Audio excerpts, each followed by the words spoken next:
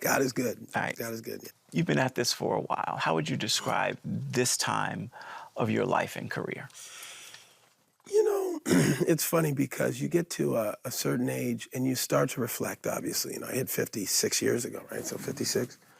And you look back and you learn from all of the good and the bad. What's kept you through adversity when the headlines come and the accusations come? What's kept you? I wake up every morning and I say, thine will be done, along with several other prayers.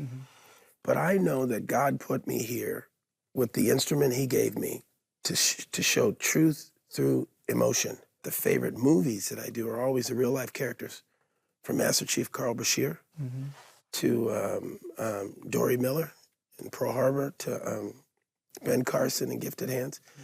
But he's also given me the ability to tell the truth in the darker characters, like O.J. Simpson in The People versus O.J. Simpson, Nicky Barnes in American Gangster.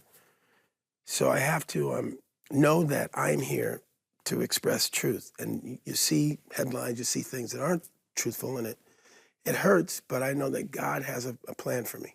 As long as I stay on his journey and I pray his will is done, then I'm fine. I can't worry about the other stuff. You play Samuel Wilson. What happens when you first read the script? Tim Shea wrote, produced, and directed this movie. Tim Shea also produced a movie I did called Freedom.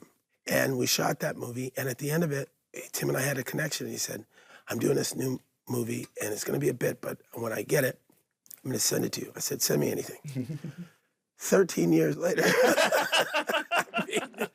he sends me this. He said, it's a true story of these three Americans who find each other in an Indonesian prison and have been sentenced to death by firing squad. And I want you to play one of these prisoners. So I said, all right, send it to me. I read it. And I wept and wept and wept at the end of it. And I called him and I said, you gotta understand something. You're asking me to sing Amazing Grace at the end of this movie like you did in Freedom. He said, yes. And I said, phew. I said, my father passed away in 2017. And my dad always said, you're the actor, I'm the singer. You can't sing, you act and I sing.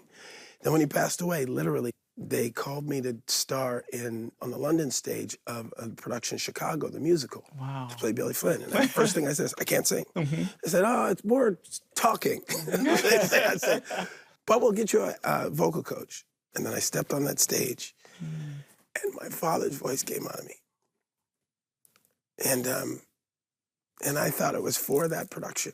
And then Tim calls. And I'm telling you, when I read that end scene, it just opened emotion in me. Did this film change you in any way? It unlocked, again, a renowned faith I have in God and the walk that I have with him. And it announced to the world, don't forget who this kid is and where he's from. It's one thing to say that you believe in God and say that you walk in faith, but it's another thing to remind people exactly where my joy comes from.